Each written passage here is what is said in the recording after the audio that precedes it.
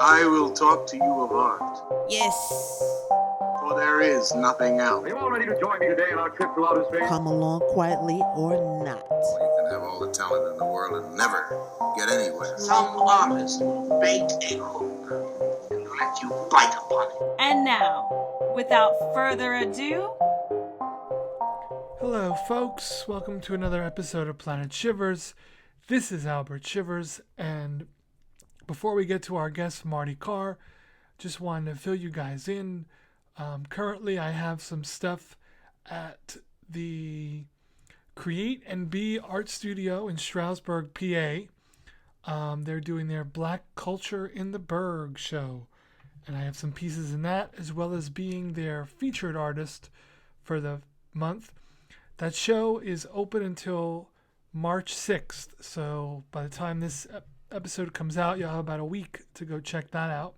So let's just get right to the interview. This was a very fun interview that went in unexpected directions, which is always exciting. And yeah, let's get to it.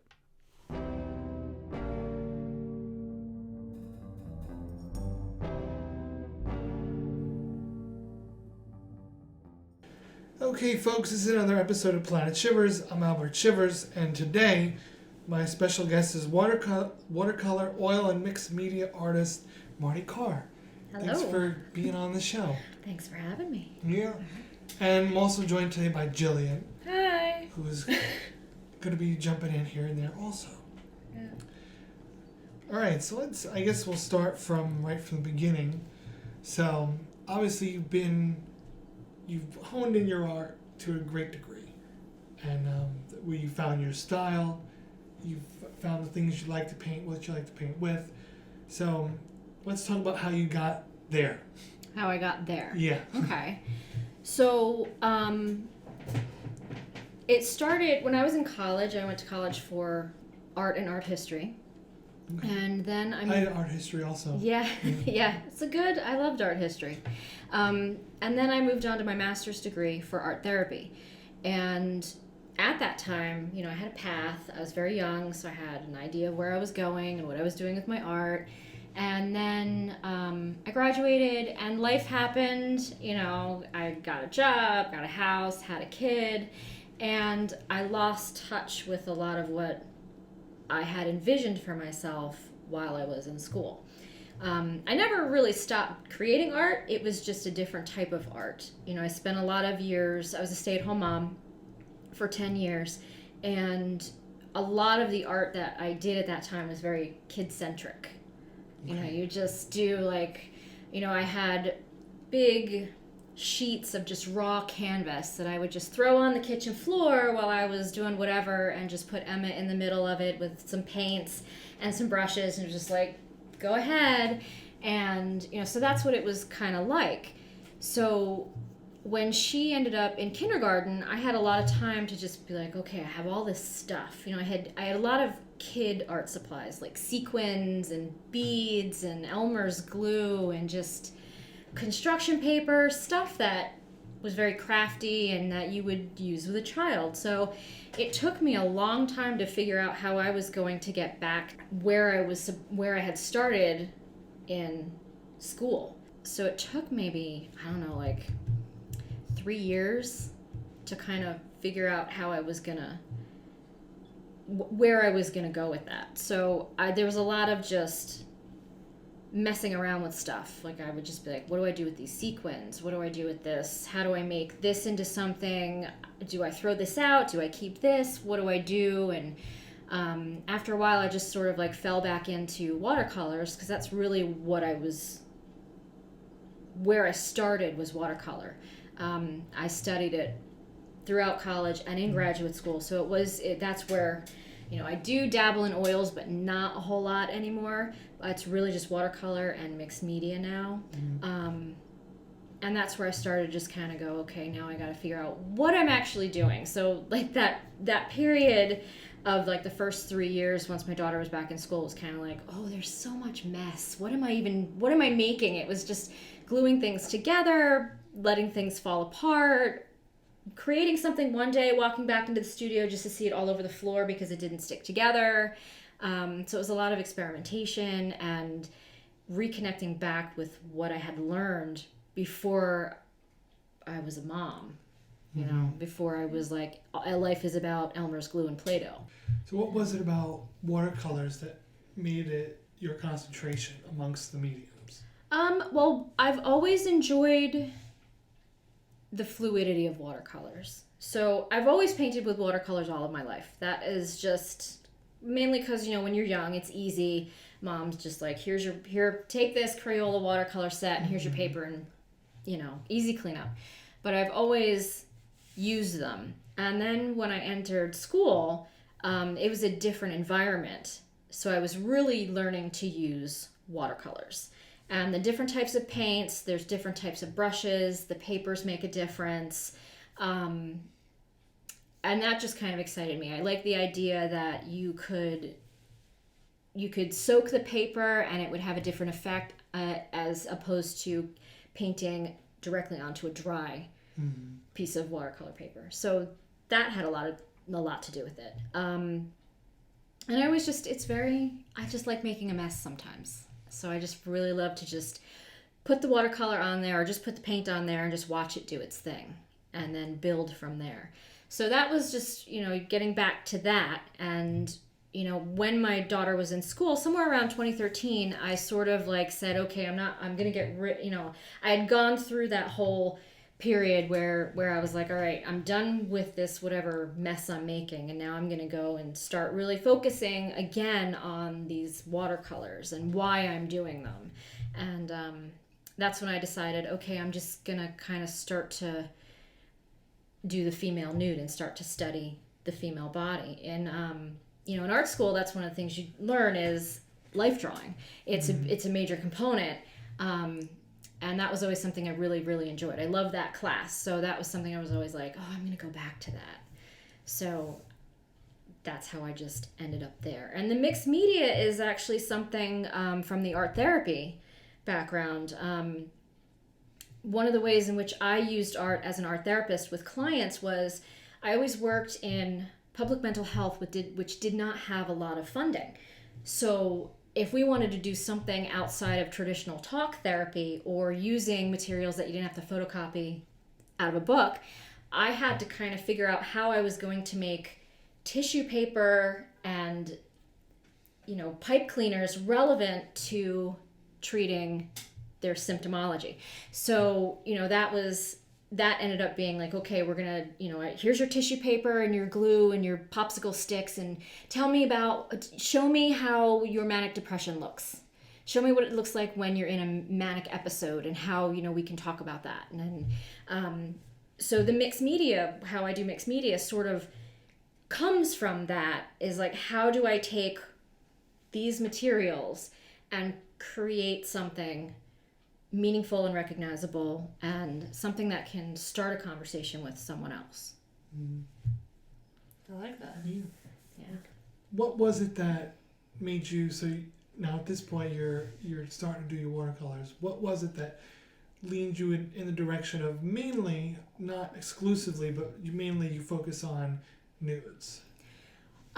Well, I think it was being a mom, really. Okay, pregnancy really changes a woman's body. So, you know, the way a woman's body is when she's young is different after having a baby or breastfeeding. And it changes with each successive pregnancy.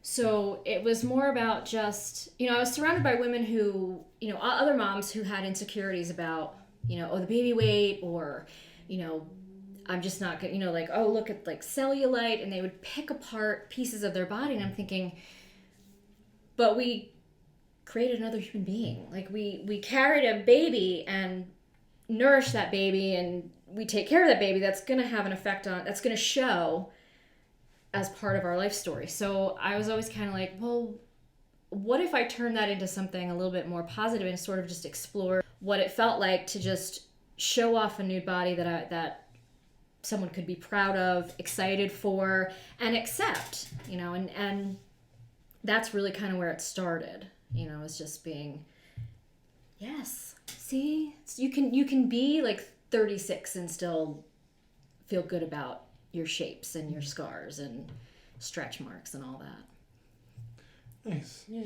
and I love how natural it is. You know, like it doesn't look forced to like suck in for a very rigid pose. It just like has a natural flow, and it's like relaxing and comfortable to even look at. Yeah. You just appreciate it. You don't start comparing or picking yourself apart while looking at it. Like some female art people unintentionally do.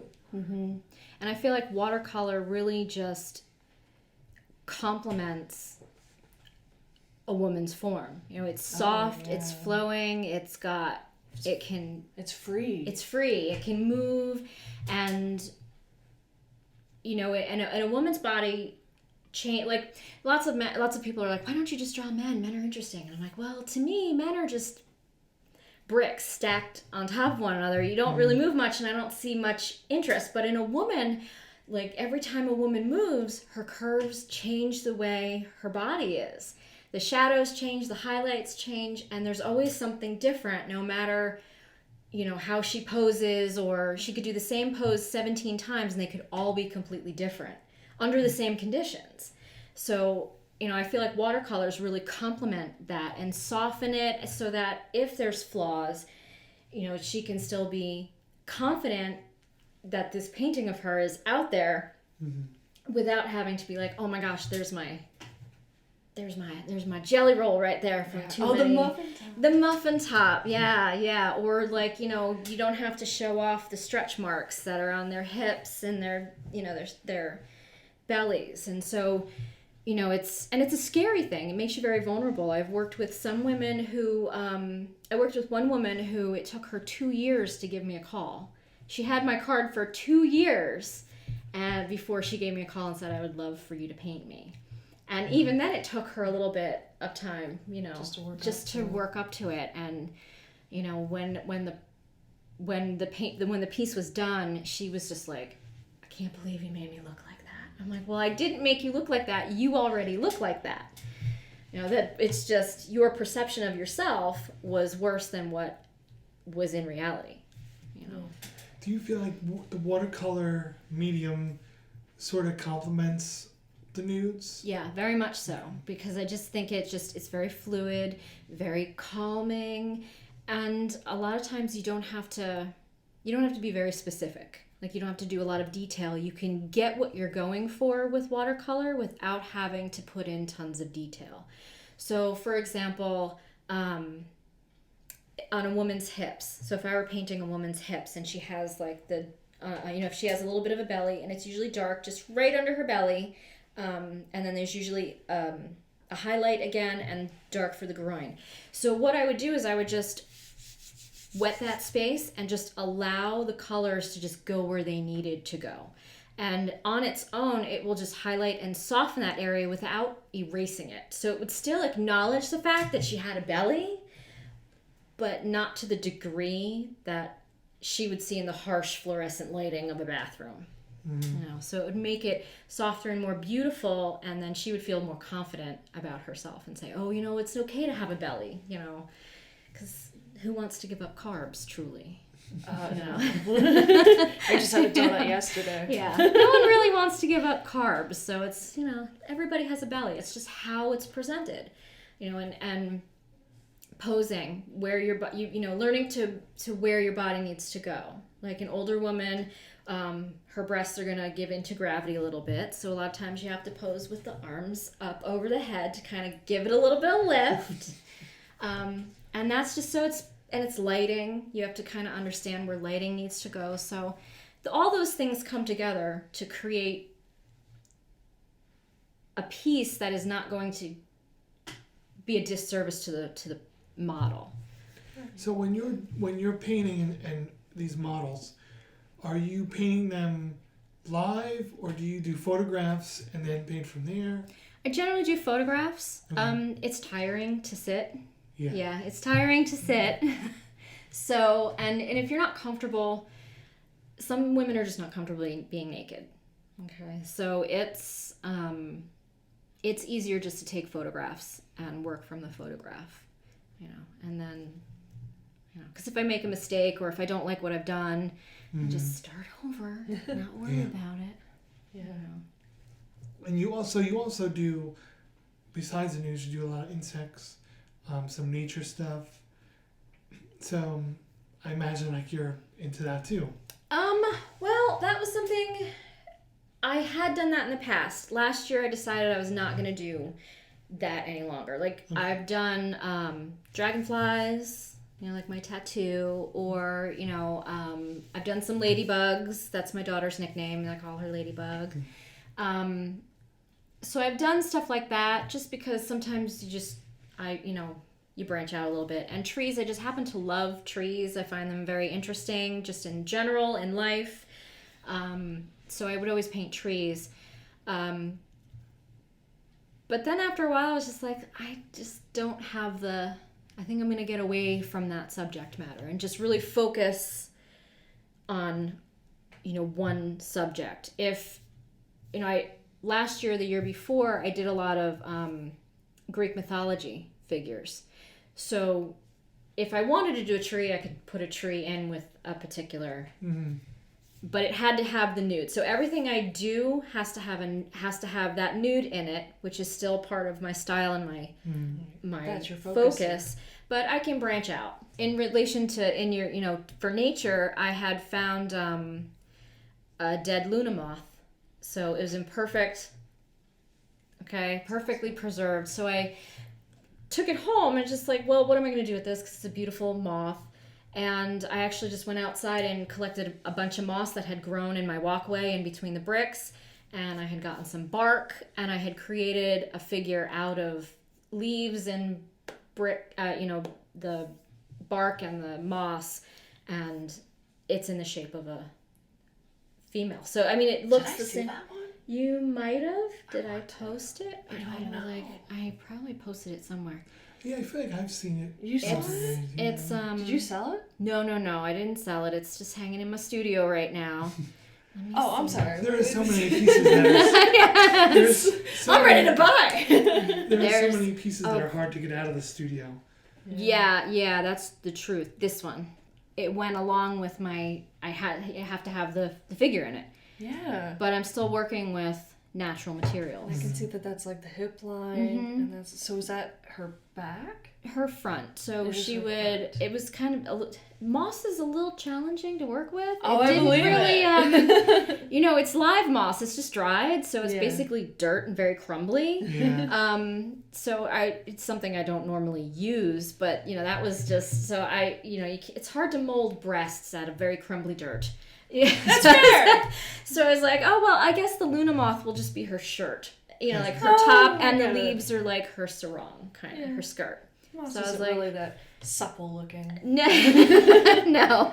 So that was, that was a fun thing. And she has a little necklace of beads together, but that's just hanging in the studio right now, just kind of enjoying life right up in there. Yeah. So with your nudes, before we met today, I was looking through the art that's online and just sort of getting an idea of what you've done, what you're doing.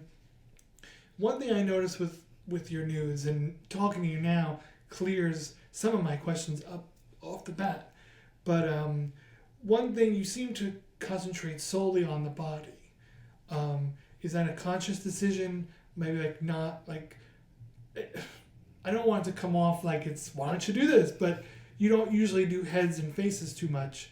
Is that something you think to do, of just concentrating on the body? Like the torso? Okay. Yeah.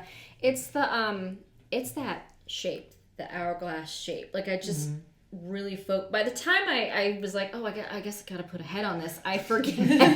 Because my favorite part of a woman is her hips. Like because it's so, the hips can move and everything changes. The torso changes. So, I just end up focusing a lot on that. And I just, by now I'm just so good at drawing a female figure that I don't even need a model at this point. I just go, this is this, that's that, and we're done. And a lot of times my nudes aren't actually just because they're nude. They're sort of a vehicle for, I found this watercolor powder. I wonder what it does if I do this. But so a lot of times some of the nude paintings that you see, some of the paintings that you see aren't even about the nude at all. It's more like a coloring book page that I've drawn on there, and then I'm like, oh, I've got this stuff. How does it work? So it's more a vehicle for like the medium and less about the lines. the actual lines. Yeah. Okay. And I always forget to put the head on. Sometimes you see like so I don't even think about it. I just go for the body, and then I run out of paper at the top. But you'll see sometimes where there's like a line to delineate like a chin or a face that should be there, but it's not. Yeah, It's just I just do the lines, and There's nothing wrong with it. yeah, That's fair. But that's what usually happens is like, oh, her face. I think that's how people look at naked women in real life. So. Right? Yeah. They're like, oh, her face. Like, Yeah, oh right, your You eyes. could be Yeah. completely mirroring society. could Just be. without even knowing it. Just where That was the an focus unknown- instinctually goes.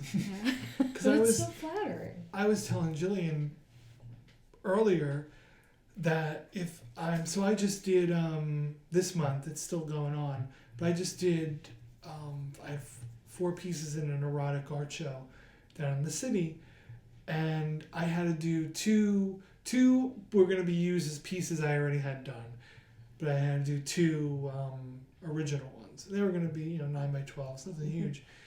And so I was trying to come up with just ways to do nudes that had a little humor in them too. And I felt guilty if I was like, no, you got to put a face. You can't have it just be a body. Because I, like, for coming from a man, they're like, well, of course you did it that way. Right. It's like, no, right. gotta put a face. So Right. just to dispel any of that sort of criticism. Yeah. It's Yeah. like, no, I don't just look at the body. Look at my art. Yeah. I could see how that would be like, Yeah. the male gaze versus the female gaze.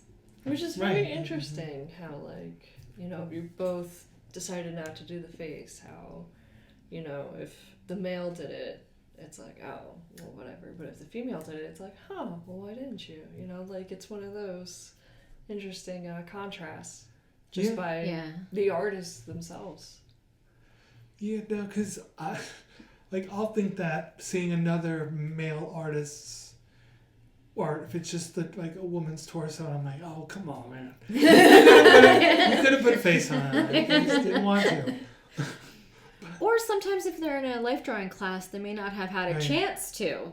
Sometimes because the poses are like 1 minute, 2 minutes, 5 minutes, 10 minutes, 30 minutes. Those Or 30 seconds. or 30 seconds. So like depending on how an artist is drawing during a life drawing class, that 30-second drawing might be way better than anything else they've done, and it was only like the line of a breast and the stomach and the hip, and it may have been better than the rest of it, but no head because they only had 30 seconds to draw it. So that's The head complicates things. that complicates things. It's easier just to be like, dude, why'd you not put her head on there? I did love that you expanded, though, which not a lot of artists in this area did. And, like, when you did the erotic art show at this club. Yeah. And it's like, and Wasn't then that I great? discovered a place that I never even knew existed. That was a and great Joy place. Tani was there and did the body painting. And I actually discovered more artists that I follow and more people that I'm now really good friends with. And when you did the New Hope show, which I was really upset I had to miss. But I mean, I've been to New Hope a bunch of times, and like, sometimes I notice that as an artist you have to take initiative, and if the networking isn't occurring in one area, you got to force yourself to network all over. And I feel like that's why it turns into almost like a 6th degree where somebody knows somebody. Yes, that's how it is. Yeah. It's the name game. Yeah. Yeah. And I think at some point, like, you're right, artists do need to branch out. Like, we talk about local, but local has to branch out in order to have people Support come other in. local. Yes, like, you really do have to say, okay, I'm done showing at A, B, C, D galleries. I'm going to take a break because I think I need to go to another state and try it there. Yeah. You gotta cross-pollinate. Yes, you do. Exactly. Because it will, I like that. They'll, each side of that will benefit the other side. Right, like It you will. do in New York, which is Yeah, like amazing. one of the best places you can choose to expand your networking. Yeah, and that's important because a lot of times when you go to shows, you see the same artists. Right. And it's the same work. So it would be one thing if you saw the same artists, but they were doing something completely different. But you're seeing the same artists doing the same work in the same galleries. Gotta freshen it up. You do, and that you have to draw interest. Like, oh, we have something new. Like, you have to really, as an artist, for growth, you have to really move forward and make different choices and take risks in order to make. You can't go on what you did last year. Like, you look at your sales and you go, I made the X amount money in sales. I want to do it again this year, but that formula won't work because you're not in the same space. Mm-hmm. And you've saturated the market in your local area. Now, those people already have a piece from you. Where else you have to go someplace else and find your audience that's broader. Right. Gotcha. Yeah, I started showing doing things in Easton not too long ago, and there's so much down there. Yes. For artists. It's Bethlehem, yep. Easton, Bethlehem. That's my area. Yep. Allentown, yes. And I think That's great. like there's a new gallery opening up now on 6th Street. Creative and B. Yeah. Yes, I'm looking forward to that show. So what is this? Talk about it. I'm a foreigner now. So, they're doing their Black Culture in the Berg show for Black History Month. Mm-hmm. So they're Good choice. they're at this point they're looking for either Black artists or any kind of artist portraying any sort of Black history or Black culture. Man, you got so many art pieces. That works for that theme. It does. So they had come over and we're gonna work something out for pieces to be in that show.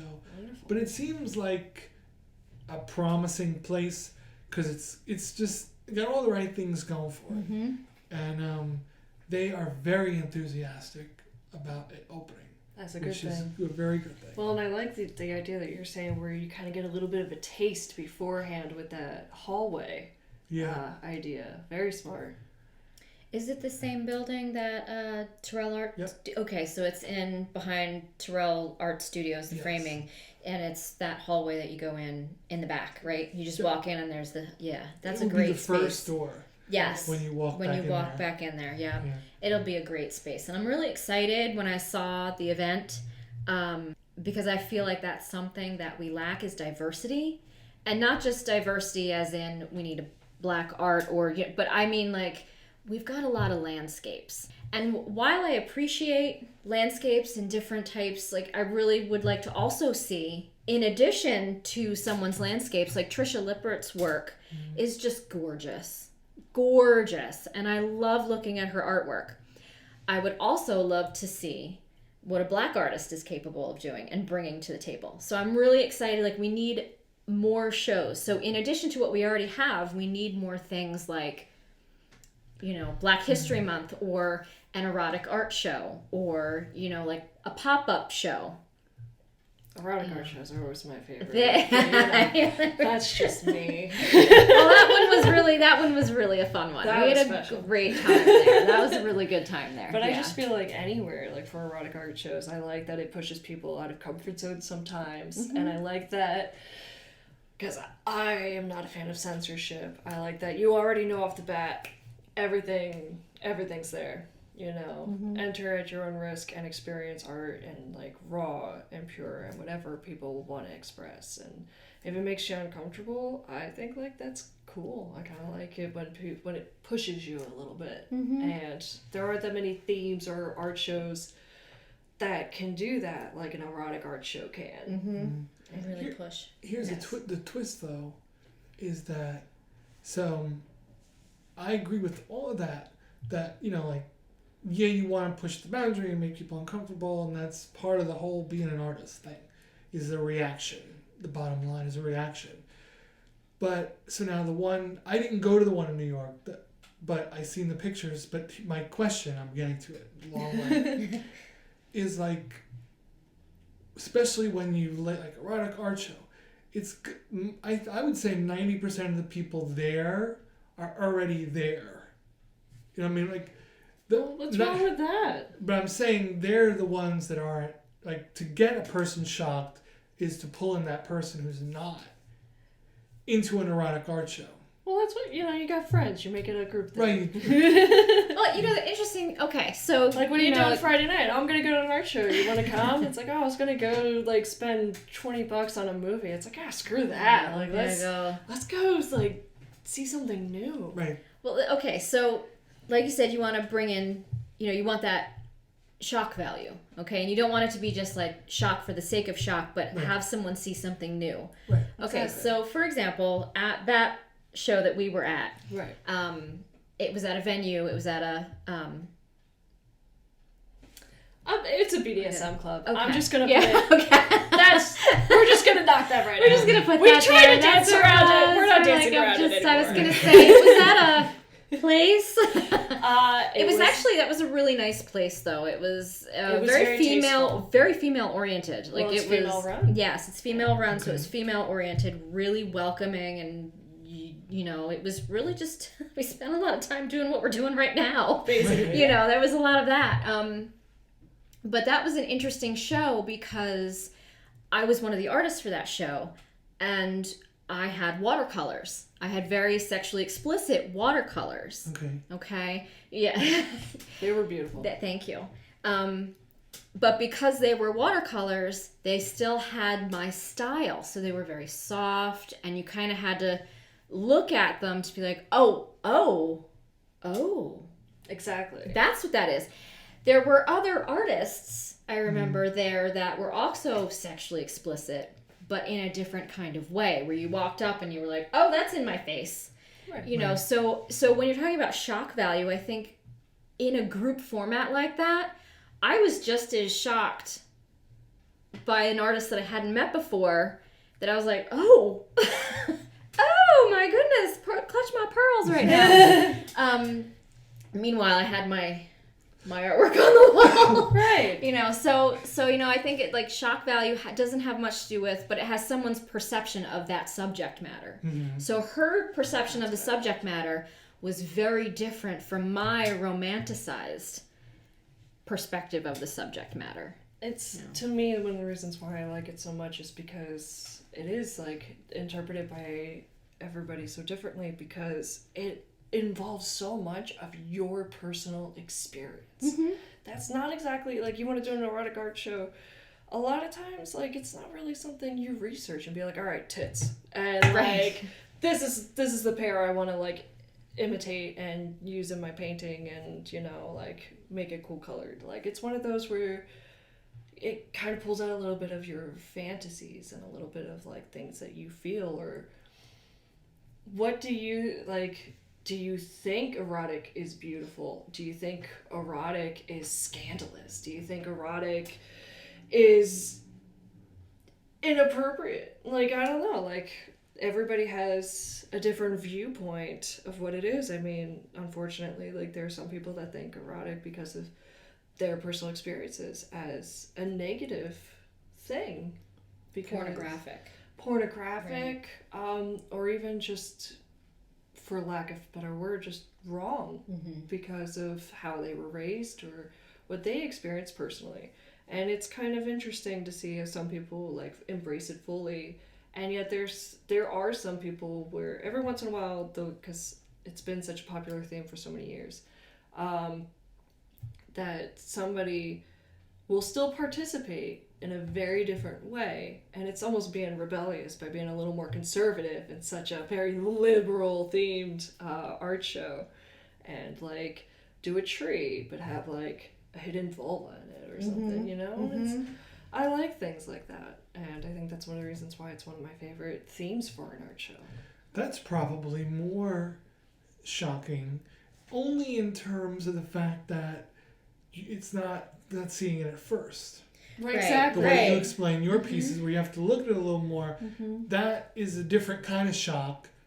that probably sticks with you, the viewer. Exactly. More. Well, you spend more time looking at the piece too. Because you're looking at it and you go, oh, Jesus, this, it was right in front of me. I didn't even see it. You didn't even see Whatever, it. Yeah. it's something that was hidden. And the word erotic really changes the way you look at an art piece. Okay, so all of my artwork could be considered erotic. However, I am always of the argument that unless I label it erotic, it is not. Because part of what I'm doing is also to desexualize the nude. I have a lot of people who want to buy my artworks, but they have sons, and they're like, I can't buy your work because I have a son. And I'm always like, well, this is not the same as, a piece of erotic art. You're looking at a nude, and nudity is not inherently sexual. Just because a person is naked does not mean it's a sexualized image. Exactly. You're projecting onto that. So in 2014, I think it was, Origins Gallery had me as their featured artist for their erotica show. And the way I kind of handled that was I wanted to show the range of what erotic could mean. So I had do you remember this show? It was long ago. My memory it was is a terrible, long time ago, yeah. But I do remember enjoying it. It was, so I had a whole wall, and the way we set it up was we started, like, when you walked in, you saw my very tame nudes. And then as you went along, because I think I had, was the poses that changed, too. Yes. I'll never forget, like, one of the last ones, what made it so erotic was that she was touching herself. Mm-hmm. And to me, like, that made so much more sense, that it's more of the action and the pose. Mm-hmm. It's more so than the nudity. Somebody can be fully clothed, but if they're in a position where they're like, eat me out, then yeah, that's going to be so erotic. So that was the way we set it up. Is your podcast censored? No. Great! Fuck it! I'm so glad that it's not. Aren't you so impressed? I haven't cursed once. I was waiting. I'm like, we're already over half hour. When's it gonna happen? Yeah, when is she gonna say something? I was trying to be good. I was trying to be like, it's just because the subject matter of, like, that particular show, we had a lot of oral sex. Yeah. They were, like, blowjob paintings that were just very, like, oh. Yeah. I didn't realize that got... I knew every time someone came across it, because it would always be like, what? Got so much attention. Yes, it got so much attention, and that was towards the end. So, Yes. you had this progression. There were, like, 40 pieces. So you had, like, very sensual, tame nudes that, like, you could have in your living room. Right. And it just progressed to, like, porn, because it was one of those things where it's like, how do we define what erotic actually is, and where is that point for the viewer? Mm-hmm. Right. So they were kind of, they'd come in and they're like, I've seen this, and then they'd walk, oh, and then it'd be like, what? And that's how that changed. And just using the watercolors, or however, using the inks or something that was just very gentle, you kind of had to go, like, do a double take for some of them, because it wasn't always obvious. Mm-hmm. And that's what I love about it. I think one of the things is that the best word is it's suggestive. It's suggestive, yeah. And I like how, like, you have to put your mindset in the gutter to, like, sometimes really see what they're suggesting in their artwork. Right. And I think that's great. Well, that's the interesting thing about doing nudes, is that so many people project onto my work. Mm-hmm. They'll make comments that have absolutely nothing at all to do with my work. Oh, like what?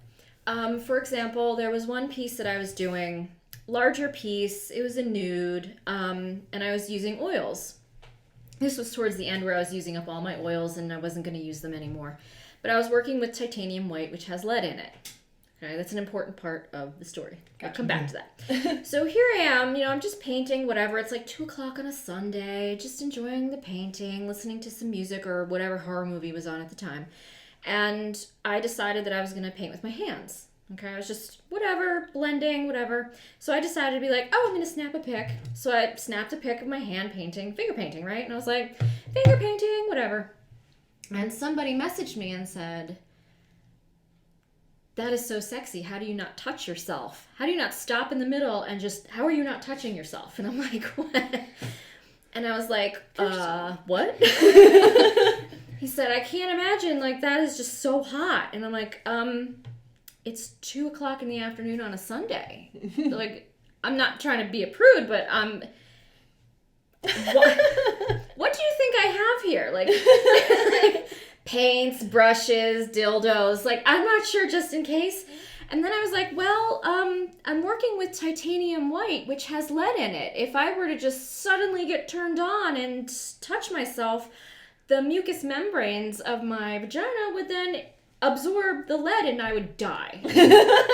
Which is how I responded. And he was like, oh. I said, you're projecting onto me based on what you're seeing. That's fantastic response. That was quite the leap. Right? Yes, that was completely... I was like, so what? One of your followers has a fetish? Yeah, I guess so. But I was like, holy crap. Like, but that's sort of what I dealt with on a... that's what I deal with, is just people, they'll email me like, this is what I see. And I'm like, remember, that's what you see. That is not... like the art piece is supposed to be a dialogue between the artist and the viewer, but don't always assume that because I paint nudes that I'm just hypersexualized. I was just trying to figure out how to get the black and white to get to a nice gray. I really wanted that gray, and I had too much white, and I was trying to figure it out, but it just... That's how it is. That's how people respond to my work, because they're like, oh, I don't know what to do, titties. And they're like visualizing little tassels on them or something.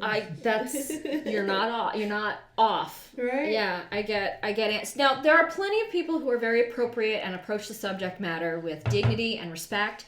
So I don't want you to think that just there's this constant slew of what the fuck. But I do have my share of usually men that decide they're going to be like, oh my god, that's so hot. Mm-hmm. Oh yeah, it's like, I'm like, oh wait. Yeah. So did he think that like the section that you were working on was like the groin of the woman, and that you were like fingering the painting? I guess. I don't know. I must have been. I know I was working on a hip. So, or just like in general, like I guess. Was this a video or? No, I just snapped a picture. It wasn't even so like it was the a still whole. shot. It was just literally like, oh, there's my hand picture. Like it wasn't even the whole piece. It wasn't. So I was no just like motion. finger painting today. Like yeah, he had that on his mind before he seen yeah, it was like, oh, That was it. But I get interesting questions. I've gotten asked, do you always paint your nudes naked? More than once. Did he just think about the word choices in that I question? I actually had to take an entire 24 hours before I had to respond to that one, because I felt like, yeah, I was like, stop Did you insulting read your me. question before you asked the question? Well, what happened was like, the person was like, oh, yeah, I just realized what I typed. Yeah. And I was like, yeah, it's okay. I understand. I think what you're trying to get at is, can the figure still be nude but posed in a way that covers all the essential parts? Right. Like turn like from behind, but it's mostly like turn so you see the hip and like the pinup. Yes, like she's Right. turning so you get the idea. She's naked but you can't Right. see anything. So once we kind of had that conversation, that person was like, "Yes, that's what I'm looking for." And I'm like, "Well, yes, you'll see some of my work in that way, but if you're looking for something that you won't be ashamed to put in your living room, you might want to find another artist and other subject matter, because you either hang the artwork and you're proud of it, or if it's only for you. Plenty of people buy my work and it's just for themselves and they hang it in their bedrooms. So, or their bathrooms. That's just, they're like, this is my piece. I don't want anybody to see it. And it so makes them happy. Makes them happy. And I think that's great. I'm just somebody that I don't understand why nudity is so shunned. It's like, dude, women have tits. They're everywhere. Why do we have to wear a bra? I'm not fucking wearing a bra. Like, fuck that shit. It's so uncomfortable. It is uncomfortable. Just because it makes other people uncomfortable. And it's like, you know what? Just desensitize. Get used to it. Yeah, and that's part of what I do with my artwork. When I post it or when I talk about it, I'm always like, just, don't forget that sometimes the nude is just there. Mm-hmm. It's not always about with my the Greek mythology pieces, those were all nudes, but in Greece they would be nude anyway, because that's just how they were all done centuries, millennia ago. So, it's consistent with the culture, but really in some of the pieces, the nude wasn't even really the focus. Like, you had to really kind of pay attention to some of the artwork, and you had to have a little bit of knowledge of what you were looking at and which god or goddess or muse or nymph. So you kind of had to understand the story so that you could understand maybe the symbolism in there, kind of things like knowing a pomegranate had to do with Persephone. Right. Okay. Or, there's a little known goddess, Hecate. Okay. Yeah. Yeah. Yes. She has many origins. She's the goddess of crossroads. She's also the goddess of, or she is, I think she's older than Zeus, like older than what we know as the standard gods and goddesses. She's not really mentioned much in the mythology, but she's older than they are. And she is like, she's about death and rebirth, destruction and creation.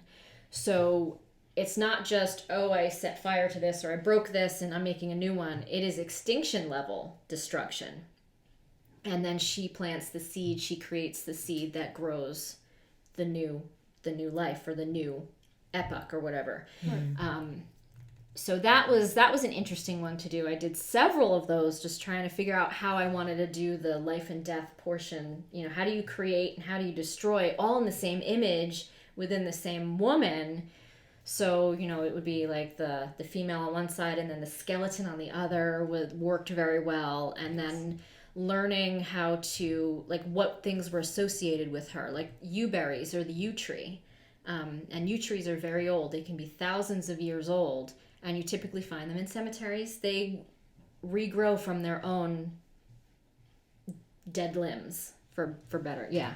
So, like, you can actually sit in some of the very old ones. You'll have these old cavernous ones with this living tree that's part dead. It's, it's like creation out of death. So, that's associated with her. So a lot of times I would try and figure out how to use the yew berries or bringing the yew tree in because it looks like spines, like an evergreen tree, which aren't very pretty, like aesthetically pleasing. They're not, like, how do you fit that in?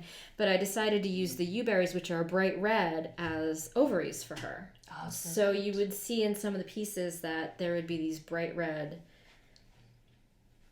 circles or dots or beads to indicate, like, this is going to be new life. This is where regrowth happens, but also, like, she's half skeleton because the life, I like that, and death. So she's an older one though, and not many people know who she is. Yeah, it's like a phoenix concept. Very much so. Yeah, I love it. Being that you do this type of art, you'd be the best one to ask.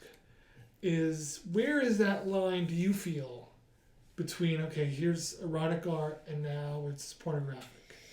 Yeah, that's challenging,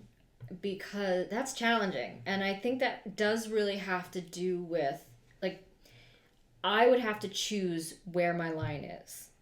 And like I said earlier, it's not erotic art unless I say it is. So I will label it erotic art. So that my viewers or my audience know this is something different from my other body of work. But I think that's a very personal choice for a lot of people. Yes. Like someone who's very conservative will just take a look at a naked body and say that's pornographic. Okay, as opposed to me, who I'm like, it's going to take me a little while to get to the part, or one where it's depicting actually a sexual act, like oral sex or touching yourself, or actually just full-on sex act. It's, that's different for everybody. I think it's a movable, because it's a spectrum of art. Nudity people have such concepts and hang-ups and thought. They're just, and it has to do with society and their upbringing, religion, how so many factors. Yes, the culture of their family. In my house, like, I just have nudes hanging. They're pretty much all upstairs, so that if guests come over or my daughter's friends come over, They're not necessarily exposed to it, but you go upstairs in my house and they're all over. They're everywhere. Just because, it's my house and I'm going to show off my artwork. Makes sense. Also, it's easier to hang it on the walls than it is to store it in a closet. Yeah. So there's that. So for me, like certain types of artwork, it just depends. But it's really, I think it's up to the individual to figure out where that space is. And I think it's like somewhere in the middle of like suggestive, like when it starts to become suggestive, like a pinup girl would start to, like, you get to the point where you have like a pinup girl starts to become more erotic. Okay, that's where it's like you're doing art. You look at a nude, like a woman bathing is not very erotic. Right. Okay, or like you see some of the artists or in history who just do a woman bathing and she's just drying her legs. It's not very erotic, but when you start to get up to the pinup girls, that's becoming a little bit more erotic because maybe she's posed in a certain way. Right, the intention is different. That's so, what it is. The intention. Correct. Like but I mean that gets skewed based on the viewer's experience. Like a viewer could look at a bather that is perfectly natural and just be like, "That's so scandalous." How dare you bathe naked? How dare you do that? Like, why is this artist painting that? That's, even it's just a woman stepping out of the bathtub and grabbing a towel, someone somewhere will think that is too much. That's the point. That's their tipping point. So I think for an artist specifically, I think the artist has to define for themselves what is erotic art and what is not. And I help the viewers by saying this is erotic. So if someone challenges me on one of my pieces that is not, that I don't consider it, I can say, this is not erotic art. You should take a look at my erotic art collection, and then you will see the difference between the two. Very different. It's very different. So, it's sort of also education and just that conversation again. You have to be able to say to someone, this is not erotic art. You are projecting onto my work your experience, but you are not listening to my explanation of the artwork. Right. It's the part of the dialogue. Right. That makes perfect sense. So, just like for a window into this genre of art, at this show that you two were at, how do I put it? So like, and I'm not trying to clean it up. I'm just the words sometimes. They'll get there. So at this show, so now it was already a location where it was more accepting of oh, absolutely. Yeah. The BDSM community is a very sexually positive community. So what was that art? So you're already going into a space where there's probably no inhibition about anything. Right. The art is... You could even look at the art naked if you wanted to. Yes, you could. Yes, you could. Experience, really. Oh, yeah. They were well, there was a body painter. Joy Tawny was there body painting us that night. She was hired to just, because we were in this type of club where it was acceptable to just walk around naked, or topless. So many of us had artwork on our bodies. On us. Yes. So, in order to have that happen, you have to remove your clothing. Right. But again, there, in this, it's a very safe space. You couldn't, they jammed the Wi-Fi signal. Yep. So you couldn't post anything in the moment. So if you took pictures, you couldn't post anything. So it was a very safe space in that, I wasn't being recorded or other people weren't recording. I see. And without your permission. And it was probably the most... getting there at first, I went with a friend and we were just like, oh my God, where are we? It is in the middle of nowhere. And I was like, where It was are getting we? a little sketchy. And I was like, really, her husband, I was like, this is one of the times I'm really upset that your husband isn't with us. It's right next to a gas station. Yes, it was like, it looked shady. Shady as fuck. I'm like, oh my God, where are we? Nothing ever looks good next to a gas station. Whoa, but you get in there and it's wonderful. It's owned by women, run by women, so it's very female oriented. There was a security guard right at the door when you walked in. Yes. staff there with armbands on so that you would be able to know who was a staff member if you felt uncomfortable or needed assistance. You knew exactly who to go to. Yeah. You met the owner. She was very lovely, and her wife was lovely.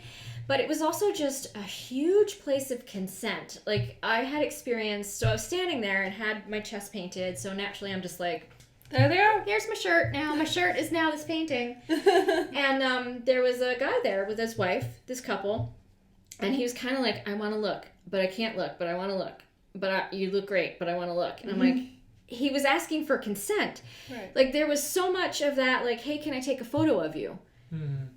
Didn't even, like, it was just very comfortable and safe. I was like, wow, can all places be like this? Right. When people think of an art show, they almost think of being violated.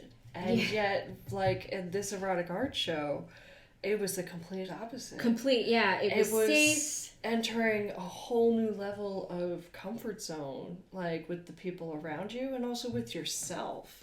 And it was amazing. There was zero nonsense.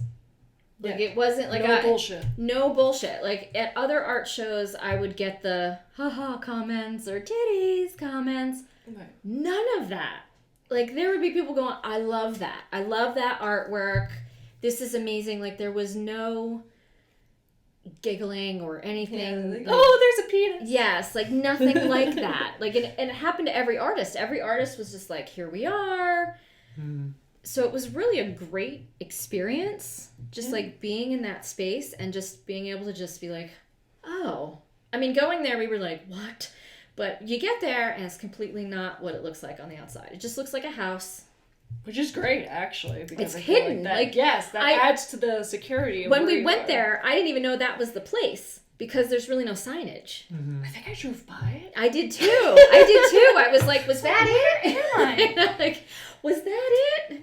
You know, and they were like, go park in the, and then when we get there, we were told to go park in the gas station parking lot, and I was Because like, it was full, yeah. I was like, man, I don't know, but we were like, my friend and I were like, shit, should we tell someone where we are in case we need to be rescued? But nope.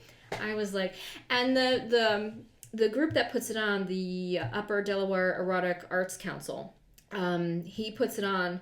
He's been there the last couple of years at that particular space. I had that the first time that we had it there was the only time I've gone. I haven't gone back, just because I just haven't. Life It's gets in the really out of way. the way. It is. It's like an hour away, Yeah. and that particular art show doesn't start until like 10. Yeah. And you're getting out of there at like 2. I remember that was my And- issue was the How timing. far? Yeah, I mean, it didn't, like, by the time we actually got back up here was like 3 a.m. and I was trying to drive, and I'm like, So it's really just too far, too much. So I haven't gone back. They've done some amazing things since then. There was a painter, a woman who painted genitalia and then had you sit on paper, and that was the artwork. So, like, there was, this was not the show we were at, but I think the following year. So, like, she would just be like, what's your color? And then she would paint your parts, and then you'd sit down. Oh, and, I see. Yes. At first I was like, wait a minute. Oh yeah. Yes, I see, like I see. you'd just be like, she'd be just like, here you go, and then you sit down on the piece of paper, and then you have this And then there it is. print of your lady parts or men parts or whatever parts you may have. Whatever you wanted. I hope the you paint's not too cold. I guess. I would imagine it would be. That was immediately what I was saying. Or like just ticklish with the brush. Yes, like, ooh, okay. But, stuff like that. Or you could just go right into the next room like that couple did at the end of the night. Were you there for that? Or do you remember that? Like, I think I missed that. it was like 1:30 or 1:45. It was like 1:30 and 1:45, and the wife just goes and brings back all these chains and stuff and dumps them in her husband's lap, and he's like, okay. So just right there. All right. There they went. So there was like a chain room that they could just go in. No, this was No, actually it right was next to the living room. Yeah. This was right next to the living room. They brought out like a table, A prop table where she could just be chained to it. And then her she brought out all the whips and paddles and whatever flogging items. Was it the spanking bitch? Yes. Okay. Spanking bench. I may or may not know some of these props. That's Okay. the technical. That's the technical. That's the technical term, is a spanking bench. But yeah, he put her on it, and there they are, just and the rest of the living room's just like, what's up? Like, I was like, okie dokie, here we are. This is art.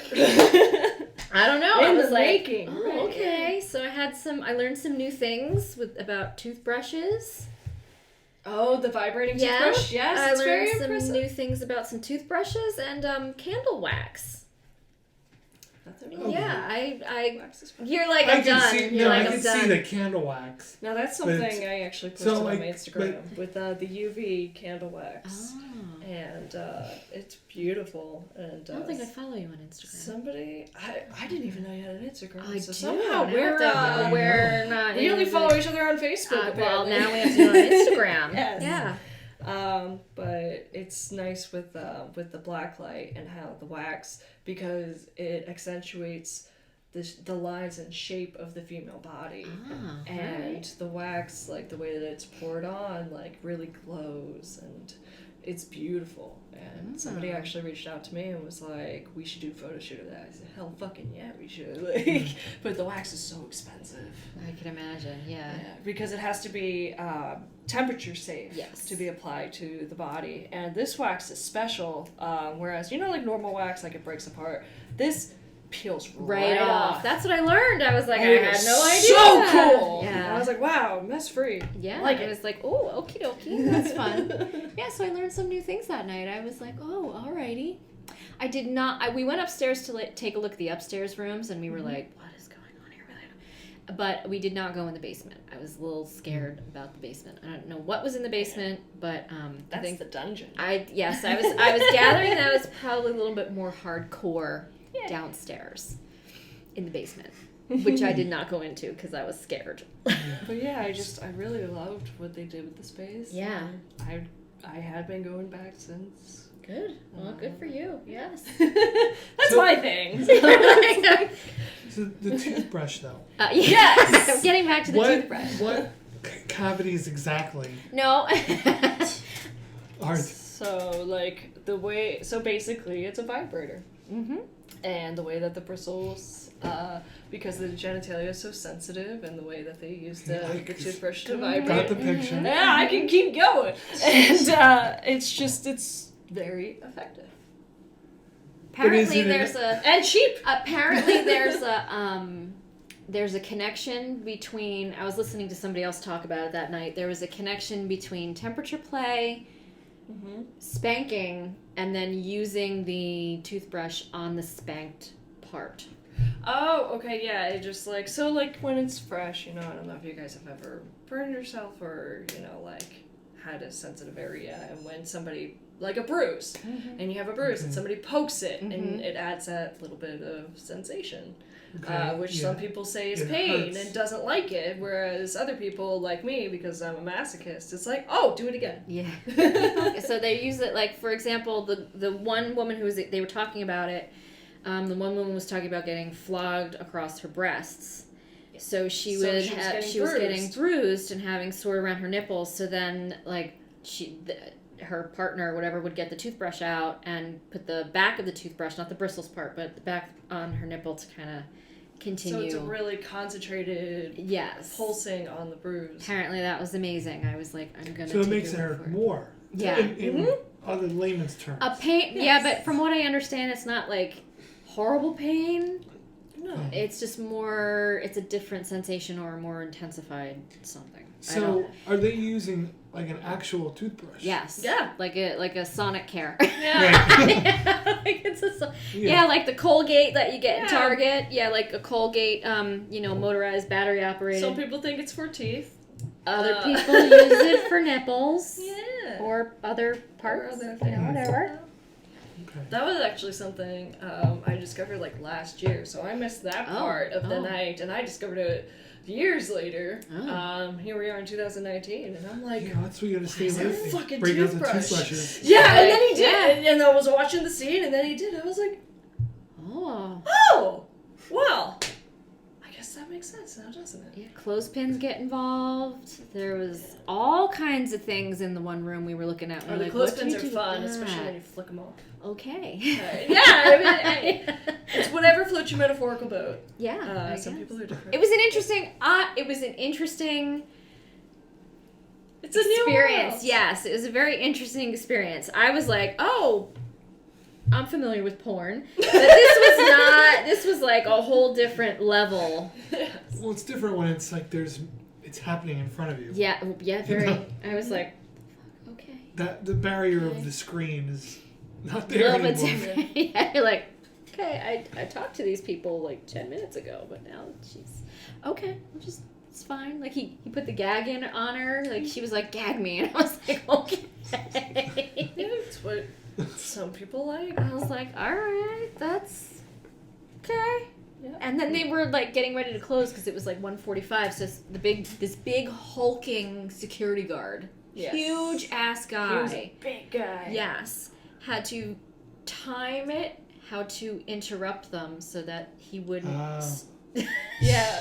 Well, You know, like- that because like if she's in subspace and like she's kind of zoned out, the last thing you Okay. want is an intruder to. Oh, I'm I sorry. was saying because I don't know the vernacular. Oh, hey. Oh, Right. What is subspace? So, and the dynamic is there is a dominant and a submissive. The dominant is the one that is inflicting the pain or sensation because sometimes it's actually just touching them. Right. It's not inflicting any pain at all in that sensual play, kind of like a massage. And there's the submissive, which is the one that is experiencing it.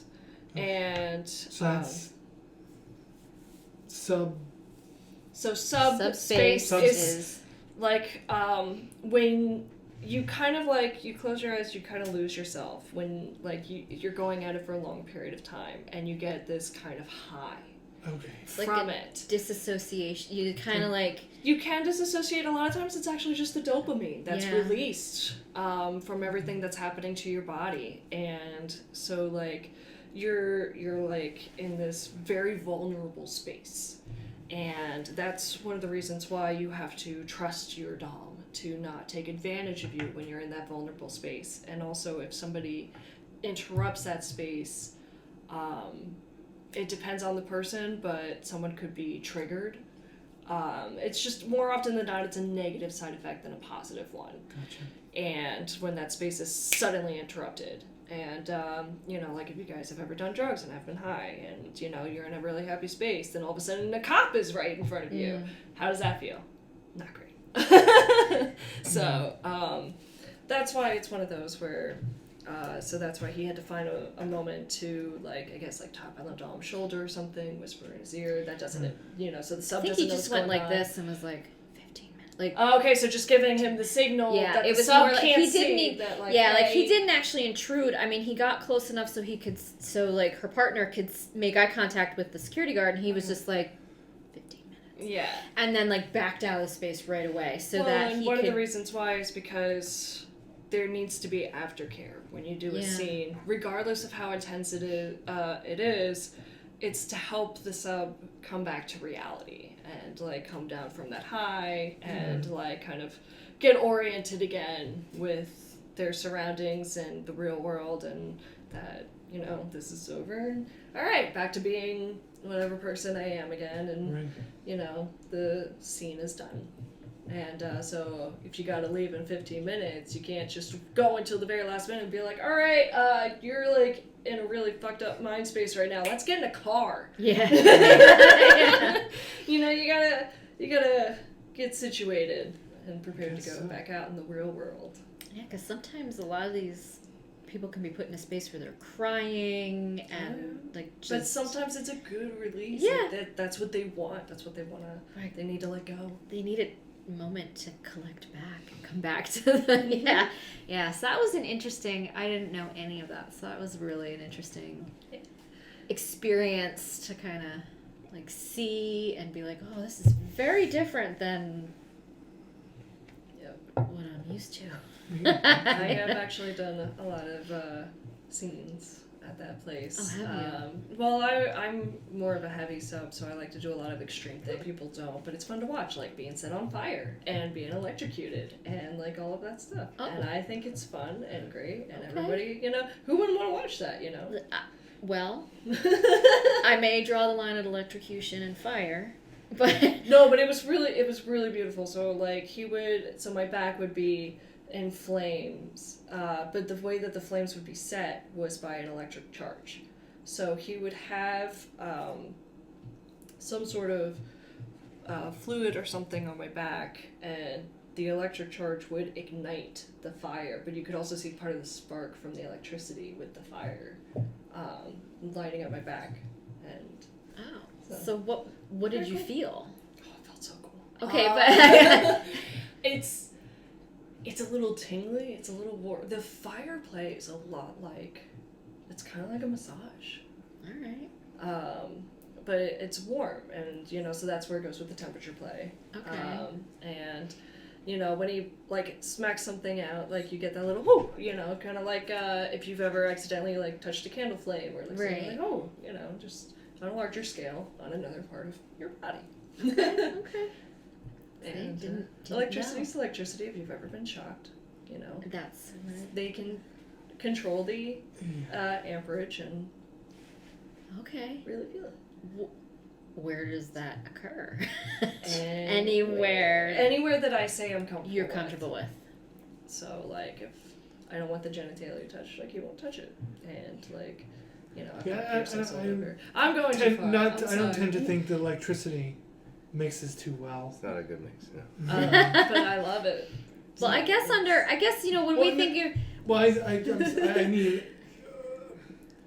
probably the crunch and electricity. That's you know. Well, okay. Here's what I'm gonna say. Okay. Well, I haven't done it. I don't know, and I'm pretty sure I would not participate. That would be like a hard no for me. But what I imagine it is, you know, we're assuming when we get electrocuted, there's pain, it hurts, like you think hospital.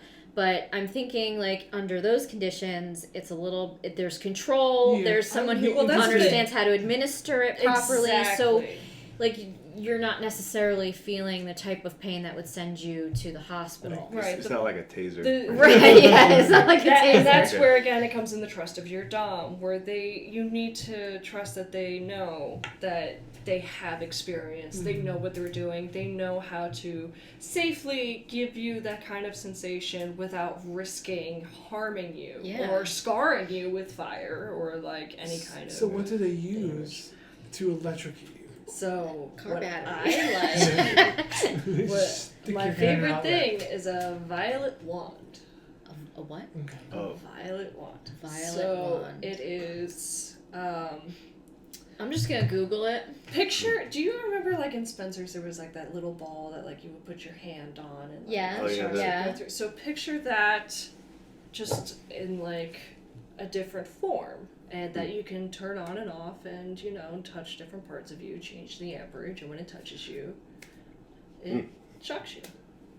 Okay. Oh, Or, okay, you I know, see. certain yeah. Oh, it has attachments. Yes! Yeah, Different okay. levels, and it looks really cool. I just Googled it. I was like, I'm just gonna Google. Look at that thing. Yeah. Yeah. Looks a lot like a toothbrush. You know what? Actually, not. You know what they use this in spas for skin conditions. What? Not the other parts, but there's actually, if you go to a spa, there's a treatment where you can do like an electric to, you know, And stimulate. they use a violet wand? Yes, I've seen it. I've never had it done, but I've It's seen it. So it's usually viewed as a sex toy rather than a it may not be the same exact thing, but there's a similar thing that you see in a spa. Interesting. All right. Like the electrostimulation on skin to kill bacteria or just make you look younger, you know. Unless it's one of those placebo things. It might be, who knows? You know, they charge $65 for it as part of your facial, so, you know, it might be an add-on. Who knows? You know. Very interesting, though. So, yeah. So, education. Look at that. Wow. Learn some new things. Yeah. I'm one of the rare people that is not private or like No. scared of talking about that little hidden corner of my world. It's like, no, the more I can educate people, the better. Yeah, you were one of the like you like in spring you were here, and you had to leave early, In March. and you told me where you were going, and it just was letters to me. Like I just heard it. Yep. And it it just was the didn't, club. like- It was LWP. Yeah, Ladies Wicked Ladies Playground. Wicked Playground. See, now you didn't know. That's not what you called it. Like you said, the BDSM club. Yeah. Yeah, that's what it is. So you didn't call it by like the name of it. Oh, okay. That's what but you yeah, said. It BDSM. said. So you said that, and it just went like by my head, and I was like, wait a minute. What'd she say? And I was like, what was that? Because I didn't think I heard it right. Yeah. I was like, oh. So that was in March. That's cool though. Do what you want to do. I guess if you have to pick a place, that would be an awesome place to go. Oh, it's great. Yeah, Yeah. it's a good safe space. Very No, important. it's, Yeah. and if you gotta, if You get a If tour? you gotta fill up on gas, boom, right next door. Right next Yeah, door. perfect. Nice and easy. You can get a snack if you need to, if you're Yeah. hungry. There So you now, go. like, what? All right, not in an erotic way, but like, is there like food display? Like, do they serve food? There's a Do there's, kitchen. Yeah, there's a kitchen. Okay. They do have complimentary chain coffee. Sometimes there's alcohol that you can have if you want. I'm somebody that does not mix alcohol and playing because, like I said, I usually do more heavy scenes and I like to be sober and alert of what's going on. And to me, that's also a safety thing because if the alcohol that you have in your system, you know, you can injure yourself and not know you injured yourself. And that's not a good thing when you're in that situation and then the next day you're like, oh, why does my body feel fucked up? Oh, right, because I got beaten the shit out of me. Like, And you weren't fully aware. right, Yeah. and you know, because in my opinion, you need to be sober to be aware of your limits, and you know, so everybody involved is safe, and you know your words, know how to communicate, and if you've been drinking too much, That's the kind of sometimes stuff- you can't really communicate, like you know, red, yellow, green. Right. You know, green is like, hey, everything is great, Okay, everything's so they going use fine. colors in terms. Okay. Right. Yellow That's is smart. like, you know, I'm kind of like verging on like, this is starting to be a bit too much for me. Red can either mean stop completely or don't do that. Again, you have to communicate everything beforehand, part of the safety of what red will mean to you. How's it handled when you're gagged? Again, that's where the verbal contract beforehand comes into play. Okay, so there's some other signal or something Usually like that? there is, yep, where, you know, if you are bound and you are gagged and they're gonna ask you, are you okay? Or like, how are you feeling? Sometimes, you know, making a muffled sound means that you're okay. Sometimes just a nod is good. Sometimes, you know, they make you like use your whole body to communicate. And again, that's something where whenever you do a scene, it's always safest and best to communicate what you are looking to get out of the experience beforehand, and also what your hard limits are, what is not okay, places that are not okay to touch, toys that you don't like being used on you, so you would not like to be electrocuted. Would not. That is a hard limit. That is not okay.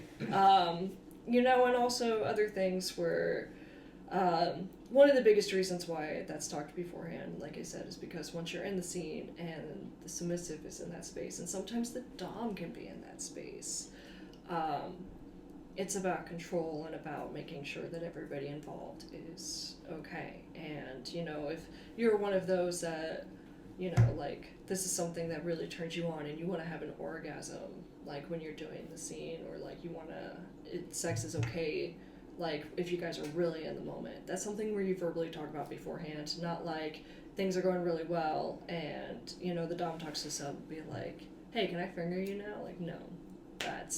That guy could actually be kicked out of the club. Oh, okay.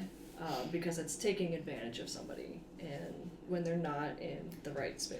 Were any of these people employees of this place, or is it all people who come Some in? of the staff are doms, and you know, if you would like them to play with you and you would like to sub for them, or do a scene with them, then that's something where if they want to, again, verbal contract, getting to know each other, getting to know what the dom likes, getting to know what the sub likes, and if you're compatible and what will work. And you know, like, I'm somebody, when they ask, like, what do you like, I said, okay, I like thud, I don't like sting.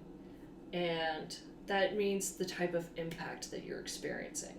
So have you guys ever been whipped with a Twizzler? Yeah. Well, That's stingy. Okay. All right, like being whipped with a towel. That's stingy. Okay. Yeah. Whereas, like, being smacked, that's thuddy. You know, and so, like, there are different toys and implements that can do that sensation. Like, canes are stingy, paddles are thuddy. Big paddle person. Floggers, fantastic. Dragon tails, which are, like, this very long thing, probably like a whip is the best way I can kind of create the analogy. That's stingy.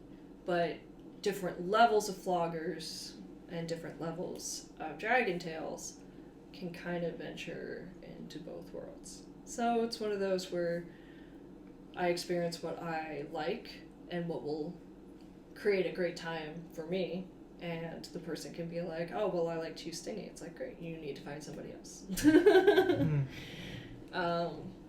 And so it's very interesting. Because there are some people that go there and meet somebody to play with, and that's where the question of the trust comes in. And so that's why, you know, sometimes doms are like, I've never played with you before. I don't know you. I'm not comfortable doing that with you. Let's have coffee. Let's talk. So you're not always bringing a partner with you. Sometimes you're just going and seeing who's there and who you can work with. Some people do. I'm somebody that's not like that. I have trust issues. Okay, so you would rather know who you're getting, who you're working with. I like to know the ball game before I get there. There have been multiple times where I go there by myself, and it's because I like to watch. And it's like, hey, I'm not here to scene tonight. I'm here to hang out with my friends that are here, watch them play, and just, like, have a good time socializing, catching up. And that's my night. Interesting. Mm-hmm. So it's a form of relief. Some people like to go dancing, which I do. It's hard to find a good club, though, which is just dance. Some people like to go to bars. Some people like to go to clubs. Everybody has their form of release, you know? Good times. All right. Very good times. See? Learned so much. It's all because we painted erotic art. There you go. Wow. Yeah. So you have any plans for shows coming up? I don't. No, just kind of relaxing a bit. I really liked taking the year off. So before we wrap up, tell folks where they could find your art, like online and stuff. Online right now, I have an artist page on Facebook, so you can find it at Marty Carr Artist on Facebook, and I have Instagram at the Lady Baird. Okay. I love that. Right now, for now, I'm hoping to get a website up, but that's just work. Yeah, That's a lot of work. Yeah. So I just kind of look at it and I'm like, oh, I'll do that eventually. But for now, just Facebook and Instagram. Okay, cool. This was a lot of fun, and I'm so glad you were able to do this. Good. Yeah, it was great. Yes. Yeah. I can't wait to listen to it. Well, thanks See what again. you cut out.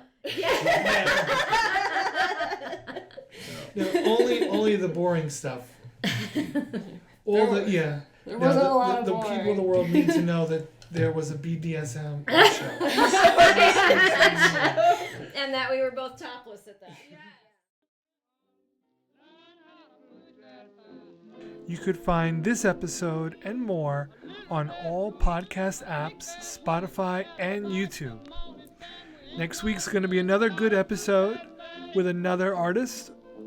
Hope you'll be able to listen. If you can't listen, it's going to be there anyway, so it's not going anywhere. Either way, just check it out.